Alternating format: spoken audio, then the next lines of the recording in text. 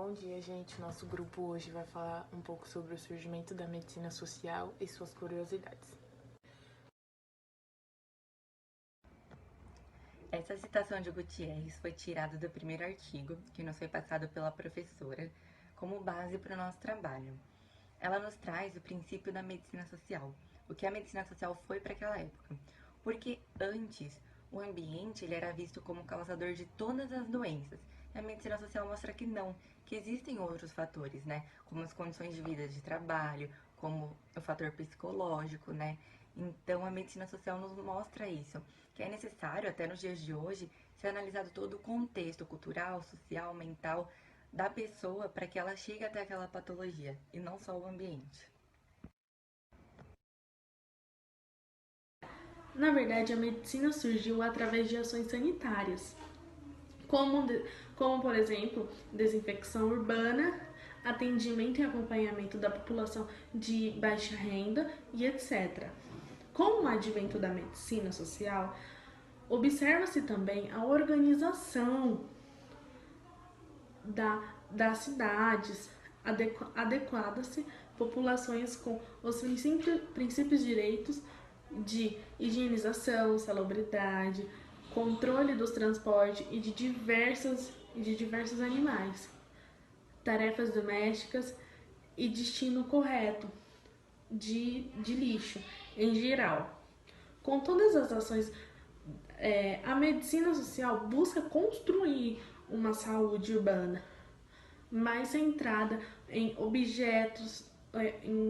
objetivos e resultados que levariam a cidade mais limpas, organizadas, com ações de higiene sanitaristas que, consequentemente, teriam uma população mais saudável, socialmente mais bem vistas. Em 1832, o Rio de Janeiro, surge um projeto, o qual origina o Código de Postura, que estabelece determinadas regras sanitaristas para o país.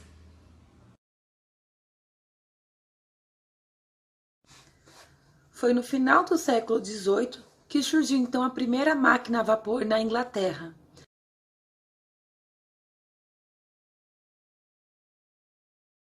Bom, agora eu vou falar um pouquinho. Foi no final do século XVIII que surgiu então a primeira máquina a vapor na Inglaterra. Na verdade, a máquina já existia desde o século XIV, porém, só no século XIX que James Watt a aperfeiçoou. Com isso, foi criada então a primeira revolução industrial, onde burgueses investiam seu dinheiro nas máquinas a vapores. Os trabalhadores então passaram de artesão para operários, porque operavam as máquinas. Com isso, o seu salário foi reduzido e sua carga de trabalho foi aumentada. Quando falamos em máquina a vapor, vem à mente só a locomotiva, né? Está enganado. Máquina a vapor era também máquina de tecer lã, também era usado em usinas de carvão e embarcações, além da locomotiva. Pequenos galpões, então, onde os trabalhadores operavam, passavam a ser agora grandes construções com grandes máquinas. Quanto mais capital entrava, mais os burgueses lucravam e ficavam ricos. Com isso, investiam-se mais em máquinas e mais em trabalhadores. O número aumentou de trabalhadores, porém o salário só diminuía. Na época, homens, crianças e mulheres recebiam o que era chamado o salário de fome. A Revolução Industrial tem símbolo a chaminé com a fumaça.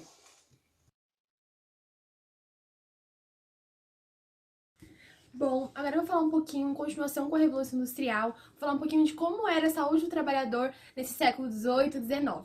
Na verdade, não existia a saúde do trabalhador, pois nas fábricas onde viviam os operários, eles eram submetidos a excessivas horas de trabalho, trabalhos árduos, pesados, tanto crianças quanto as mulheres, pois porque elas precisavam da sobrevivência, da alimentação para sua família, então elas submetiam a esse trabalho super árduo, perigoso, pois haviam muitas mortes, mutilações com as máquinas, principalmente pelas crianças, pois não sabiam movimentar aquelas máquinas de forma segura. Porém, os donos das fábricas aproveitavam de tudo isso e queriam uma linha de produção muito rápida para que eles obtivessem muito capital, mais conhecido como o lucro, né?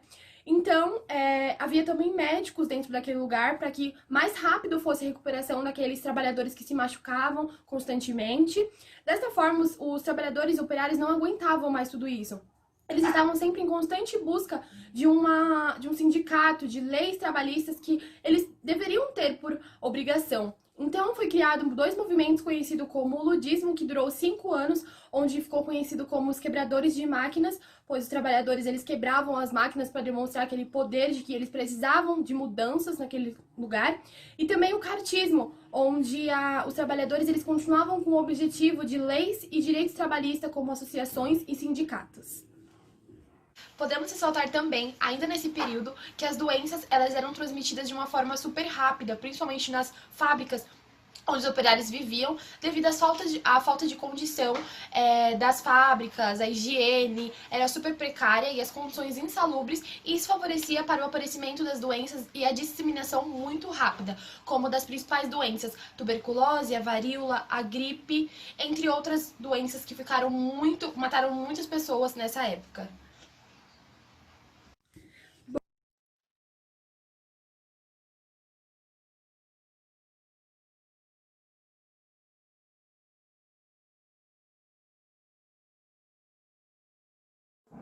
Bom, eu vou explicar as 3 fases da medicina de acordo com o pensamento do filósofo Foucault.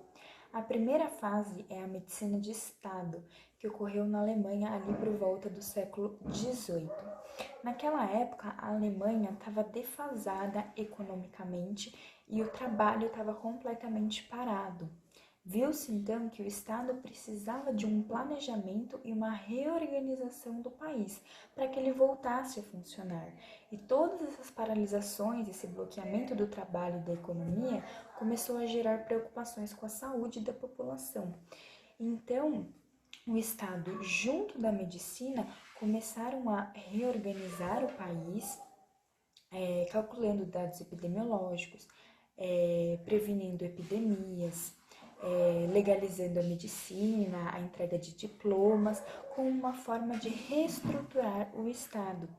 E isso mostrou que não havia uma preocupação com a mão de obra, com o trabalho, mas sim com um Estado forte para os cidadãos, para os trabalhadores, para que o Estado, para que o país voltasse à sua normalidade.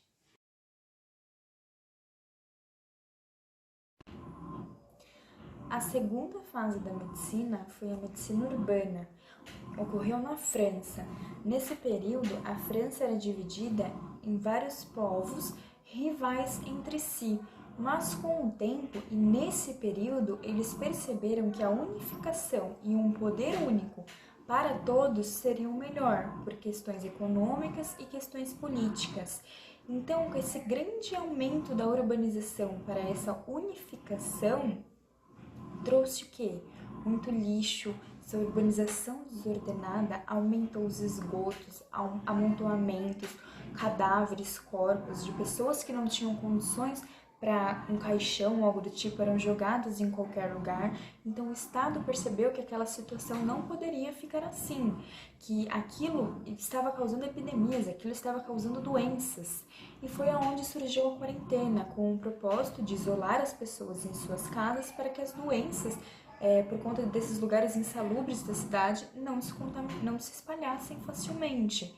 Nesse período da medicina, observamos que não foi um período onde a medicina viu o homem como um ser individual, mas sim viu o homem e tudo que o cerca, a sociedade, a higiene da cidade, a higiene do país, todo o redor do homem, e não só ele como um ser individual. Ele olhou para a urbanização, para o local onde esses humanos estão.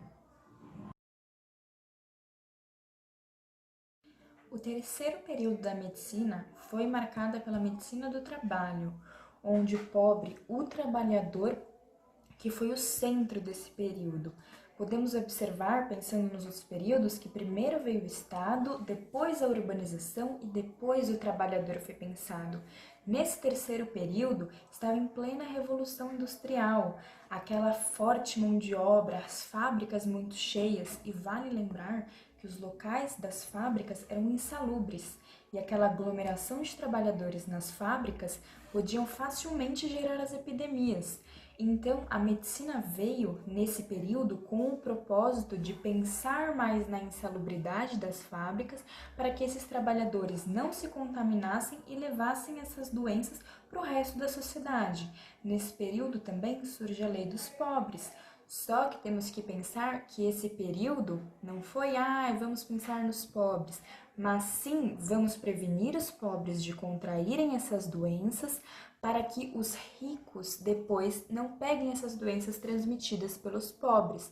Temos que pensar nesse contexto geral, no propósito dessa Lei dos Pobres e no propósito desse período, que eles realmente queriam dizer com isso.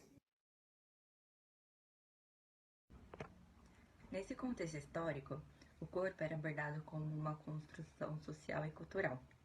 O corpo era visto apenas como um meio de produção, e as pessoas eram tratadas como máquinas. Muitas vezes as pessoas eram treinadas para trabalhar cada vez mais, produzir mais em menos tempo.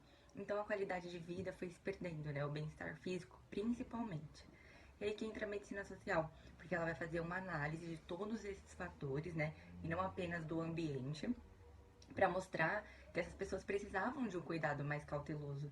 E com isso foram feitas leis trabalhistas, o saneamento básico, tudo para ir melhorando, né? Mesmo que demorou muito tempo, mas foram sendo construídas medidas de proteção ao trabalhador.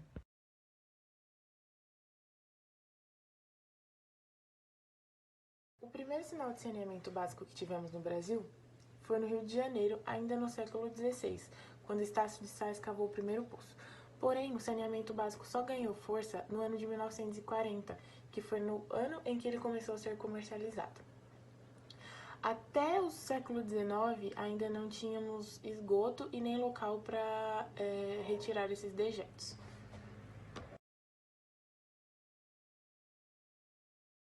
Foi na Idade Moderna que se iniciou a pavimentação de ruas e canais para drenagem de dejetos. Só que isso trazia um mau cheiro muito grande. Além de tudo, poluíam lagos e rios.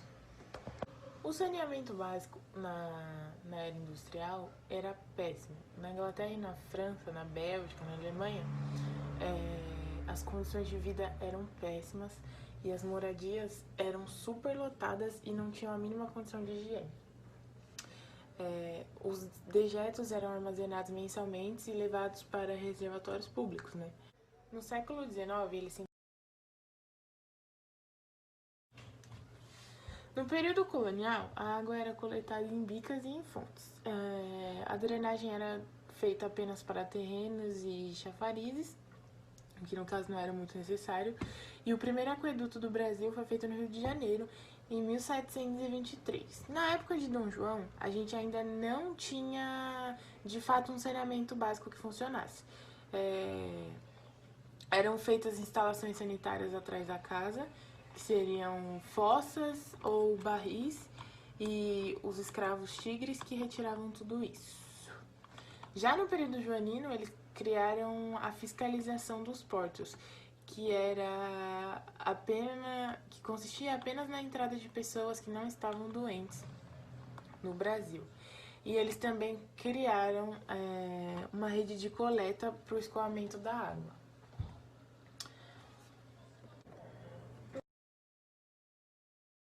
Lei dos Pobres, mais conhecida como a Lei de Spielhelmont. Ela foi uma lei de proteção e assistência ao trabalhador urbano, os empobrecidos. Ela foi decreta como o intuito de amenizar os conflitos operários desenvolvidos nos centros urbanos da Inglaterra. A lei surgiu em 1795 a 1934. Ela era baseada mais ou menos no preço de um pão e abono financeiro, que as famílias recebiam era que conseguir adquirir pães suficiente para eles. Muitos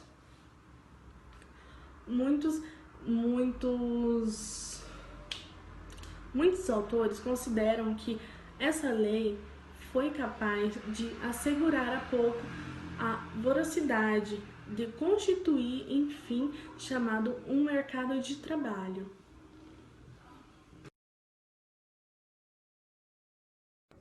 Colonização e império. Pouco ou nada feito em relação à saúde pública no Brasil.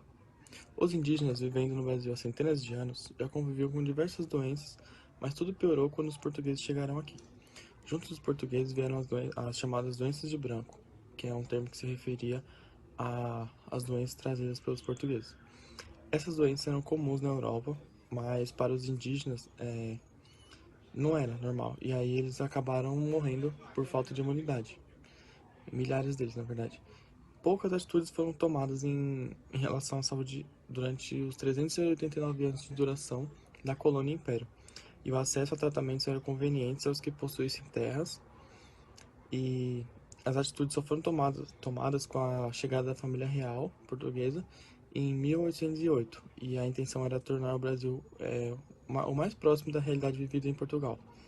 E um dos principais fatores foi a criação de cursos voltados à saúde. Caridade, filantropia e saúde. O papel das Santas Casas de Misericórdia.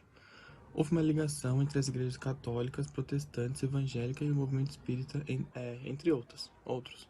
E chegaram a ter mais de 2.100 estabelecimentos de saúde espalhados por todo o território brasileiro. E as Santas Casas de Misericórdia são uma das entidades criadas com o propósito de prestar serviços de saúde àqueles que não tinham dinheiro. E elas eram mantidas pelas doações da comunidade, mas elas só foram se tornar unidades filantrópicas em 1838 até 1940. Independência ou morte. Mudanças nas políticas de saúde durante o Império.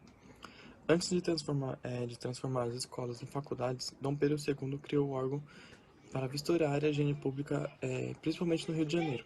Além das mudanças necessárias com calçadas e iluminação pública, também desejava higienizar o centro urbano de maneira sanitária e social, porque expulsava as pessoas de classe social mais inferior, potencializando o surgimento de favelas nas áreas periféricas. A higienização sanitária ocorria devido às recorrentes endemias de febre amarela, de varíola, de peste bubônica e de malária, e que são doenças associadas à falta de saneamento básico e falta de higiene também. Na época, os esgotos eram a céu aberto e o lixo ele era depositado em valas. E o alvo da campanha pela saúde pública nesse princípio do século XIX foi estruturar o saneamento básico. Saúde pública na República, as vacinas e os sanitaristas. Com o fim da escravidão em 1888, o país ficou dependente da mão de obra imigrante para o cultivo principalmente de café. Em 1900 e 1920 ainda não se tinham estabelecido formas de lidar com os problemas sanitários e epidêmicos. Para a recepção dos imigrantes europeus que eles vinham para cá, deveria ter essas reformas urbanas e sanitárias. Porque para o governo convinha que a população estivesse saudável para o crescimento do país. Com isso, os sanitaristas estabeleceram campanhas de saúde, sendo em destaque o médico Oswaldo Cruz, que enfrentou revoltas populares contra a vacina obrigatória da varíola. Porém, tudo isso poderia ter sido evitado se a população soubesse para que servia aquela vacina. Ainda em 1920 foram criadas as CAPs, Caixas de Aposentadoria e Pensão, e os trabalhadores criaram elas para se garantir da doença e da velhice. Posteriormente, e devido à pressão popular, Getúlio Vargas ampliou as CAPs para outras categorias profissionais, tornando-se o IAPS, que é o Instituto de Aposentadorias e Pensões. Período getulista, o começo da organização das leis. O foco do presidente Getúlio Vargas era o tratamento de epidemias e endemias, mas ele não teve muito avanço porque a verba para tal era desviada principalmente para o financiamento da industrialização. E a Constituição de 1934 concedia novos direitos aos trabalhadores, como por exemplo assistência médica, a licença gestante, e além disso a CLT determinava que os trabalhadores, além de salários mínimos, também deveriam ter benefícios à saúde. Os anos 50 e a terceira Conferência Nacional de Saúde. Em 1953 foi criado o Ministério da Saúde, e a terceira Conferência Nacional de Saúde ocorreu no fim de 1963 e apresentou diversos estudos sobre a criação de um sistema de saúde. E, de acordo com o doutor em saúde pública Gilson Carvalho, houve duas bandeiras principais nessa conferência: a criação de um sistema de saúde para todos e o direito à saúde deveria ser universal, e a organização de um sistema descentralizado visando ao protagonismo do município. Além disso, afirma que o regime militar, iniciado em março de 64, sepultou essas propostas alguns meses depois. A saúde pública durante o regime militar, de 1964 até 1985. A saúde sofreu com o corte de verbas durante o período de regime militar e doenças como dengue, meningite e malária se intensificaram. Houve um aumento das epidemias e da mortalidade infantil, até que o governo buscou fazer algo. Uma das medidas foi a criação do INPS, que foi a união de todos os órgãos previdenciários que funcionava desde 1930, a fim de melhorar o atendimento médico, e aí passou a se enxergar a atenção primária de pacientes cada vez com mais responsabilidade. E responsabilidade no caso dos municípios. Os casos mais complexos eram responsabilidade dos governos estadual e federal. Durante os anos de 70, mesmo no auge do milagre econômico, as verbas para a saúde eram muito baixas, cerca de 1% do orçamento geral da União, e ao fim da década, as prefeituras das cidades que mais cresciam começaram a se organizar para receber e conceder aos migrantes algum tipo de atendimento na área da saúde. Começou a se estruturar políticas públicas que envolveram as secretarias municipais de saúde, que depois se estenderam aos estados e aos ministérios, como o Ministério da Previdência Social e o Ministério da Saúde. A Constituição de 1988 e a criação do SUS, o direito à saúde como dever do Estado. A Constituição Federal de 1988 foi o primeiro documento a colocar o direito à saúde definitivamente no ordenamento jurídico brasileiro. A saúde passa a ser então um direito do cidadão e um dever do Estado. A Constituição ainda determina que o sistema de saúde pública deva ser gratuito, de qualidade e universal. Isso é, acessível a todos os brasileiros ou residentes no Brasil. O Sistema Único de Saúde foi regulado posteriormente pela Lei 8.080 de 90, em que são distribuídas todas as atribuições e funções como um sistema público, e pela Lei 8.142, também de 90, que dispõe sobre a participação da comunidade, gestão e financiamento do SUS.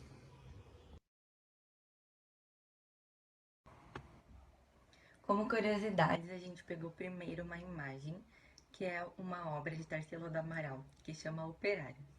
Mostra a diversidade das pessoas que vinham de vários lugares para poder trabalhar juntas nas fábricas. E mesmo essas pessoas sendo tão diferentes, por serem de lugares diferentes, todas estão com a mesma feição, de pessoas desanimadas, tristes e sem esperanças.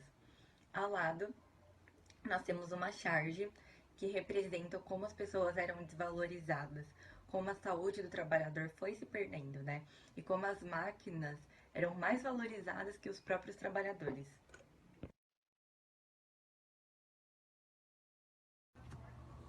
Nós colocamos como curiosidade também esse filme, que foi atuado pelo Charlie Chaplin, que chama Tempos Modernos. Esse filme faz uma crítica àquela época e ao modelo fordista, que era um modo de trabalhar, onde as pessoas apenas tinham trabalhos simples e repetitivos e muitas vezes nem sabiam o fim daquela produção, como era. Então a gente colocou esse filme porque ele representa muito essa época e ele faz uma crítica, né, até uma sátira dessa época e o modo de trabalho.